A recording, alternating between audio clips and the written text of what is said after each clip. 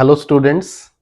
चलिए इस छोटे से वीडियो में डिस्कस करेंगे इकोनॉमिक्स का एक बहुत इंपॉर्टेंट टॉपिक। और ये टॉपिक है दोस्तों difference between micro economics and macro economics. दोस्तों ये चैप्टर है इकोनॉमिक्स एंड द इकोनॉमी। तो इकोनॉमिक्स के बेसिक्स कंसेप्ट जो हैं वो क्लियर होने बहुत जरूरी हैं। सबसे पहले हमने इकोनॉमिक्स को डिस्कस किया है, पहले के लेक्चर देखिएगा, फिर माइक्रो इकोनॉमिक्स, फिर मैक्रो इकोनॉमिक्स, फिर इकोनॉमी, इकोनॉमी की type, nature of economy, positive economics, normative economics. दोस्तों उन लेक्चर्स को बड़े ध्यान से सुनिएगा। अब दोनों में डिफरेंस जानना भी बहुत जरूरी है, micro economics and macro economics. फटाफट करेंगे। देखिए फर्स्ट पॉइंट ऑफ डिफरेंस देखिएगा दोस्तों, माइक्रो में it studies economic problems at the level of the individuals.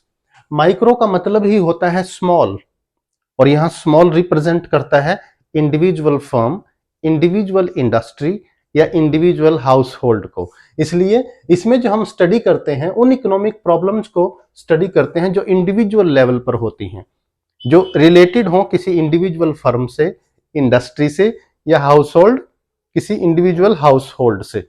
दूसरी ओर मैक्रो का मीनिंग देखिए, मैक्रो इकोनॉमिक्स, मैक्रो का मतलब होता है लार्ज, और यहां लार्ज का मतलब होता है पूरी इकोनॉमिक प्रॉब्लम्स को in the context of economy as a whole हमें स्टडी करना है, डिस्कस करना है दोस्तों। तो यहां देखिए मैक्रो इकोनॉमिक्स में it studies the economic problems at the level of the economy as a whole, यानी पूरे इकोनॉमी में जो जनरल प्रॉब्लम्स हैं, जैसे general unemployment, general price level, poverty, इन सभी को डिस्कस किया जाता है, उनको स्टडी किया जाता है at the level of the economy as a whole. यानी माइक्रो में इंडिविजुअल फर्म, इंडिविजुअल इंडस्ट्री, और यहां पर इकोनॉमी एज ए होल। ये फर्स्ट पॉइंट ऑफ डिफरेंस था। सेकंड पॉइंट देखिएगा,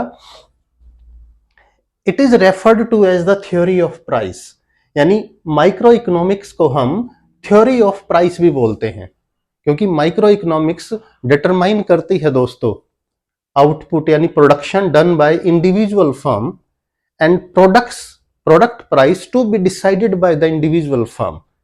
that's why it is called the theory of price. यानी ये आउटपुट और प्राइस जो एक इंडिविजुअल फर्म या इंडस्ट्री डिसाइड करती है उसको स्टडी करते हैं। दूसरी ओर मैक्रो में देखिएगा, it is referred to as the theory of income and employment, क्योंकि मैक्रो इकोनॉमिक्स में हम बात करते हैं इकोनॉमी एज ए होल में, यानी पूरी इकोनॉमी में एग्रीगेट आउटपुट की, एग्रीगेट सप्लाई, एग्रीगेट डिमांड, इनकी बात करते हैं, जनरल प्राइस लेवल इनकी बात करते हैं। That's why it is called the theory of income and employment. अब थर्ड पॉइंट की तरफ बढ़ते हैं डिफरेंस के, माइक्रो और मैक्रो इकोनॉमिक्स के डिफरेंस की तरफ। माइक्रो इकोनॉमिक्स में देखिए क्या अज्यूम करते हैं, मैक्रो वेरिएबल्स रिमेन कांस्टेंट। यानी जब हम माइक्रो इकोनॉमिक्स को स्टडी कर रहे हैं, माइक्रो इकोनॉमिक्स को यूज कर रहे हैं, तो जो मैक्रो वेरिएबल्स हैं, और मैक्रो इकोनॉमिक्स के वेरिएबल्स कौन से हैं, aggregate output, aggregate demand, aggregate supply, इनको हम कांस्टेंट मानकर चलते हैं।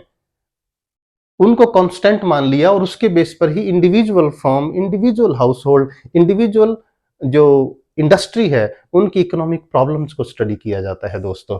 दूसरी ओर मैक्रो में देखिएगा, मैक्रो में हम उसका रिवर्स है, it assumes that micro variables remains constant. यहां ध्यान देखिए, मैक्रो इकोनॉमिक्स में क्योंकि हम एग्रीगेट आउटपुट की बात करते हैं, तो यहां पर जो माइक्रो वेरिएबल्स हैं, माइक्रो वेरिएबल्स क्या है, product pricing bye individual firm, factor pricing bye individual firm, उनको हम कांस्टेंट मानते हैं। और सिंपल कर दूं, जो डिस्ट्रीब्यूशन ऑफ इनकम है उसको, उस फैक्टर को हम कांस्टेंट मानते हैं दोस्तों। तब हम मैक्रो इकोनॉमिक्स की हेल्प लेते हैं, इसकी हेल्प से हम इकोनॉमिक प्रॉब्लम्स को स्टडी करते हैं। और फोर्थ पॉइंट की तरफ बढ़ते हैं। चलिए फोर्थ और लास्ट पॉइंट है माइक्रो और मैक्रो इकोनॉमिक्स के डिफरेंस का। Market forces play a significant role in the context of microeconomic problems।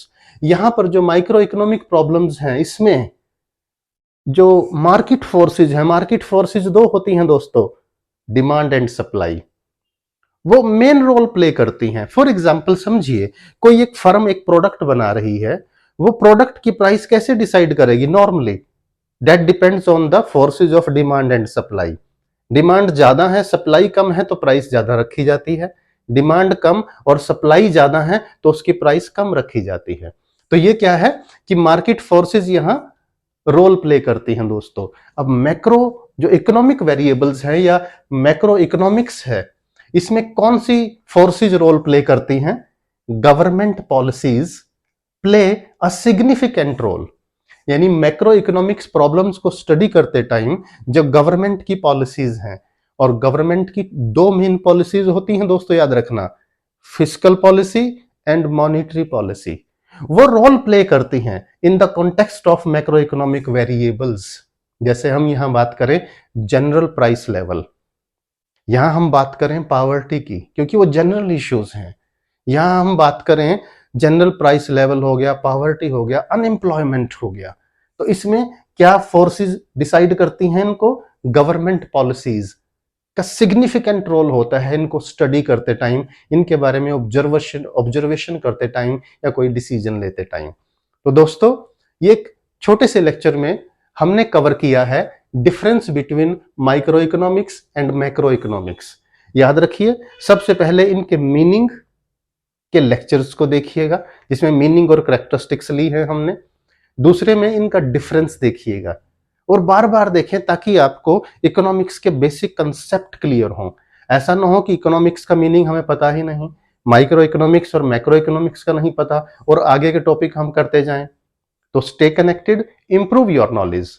और वीडियो, ये लेक्चर अपने फ्रेंड्स और क्लासमेट्स के साथ जरूर शेयर कीजिएगा। चैनल सब्सक्राइब करना ना भूलें to have knowledgeable videos of accountancy, business studies and economics.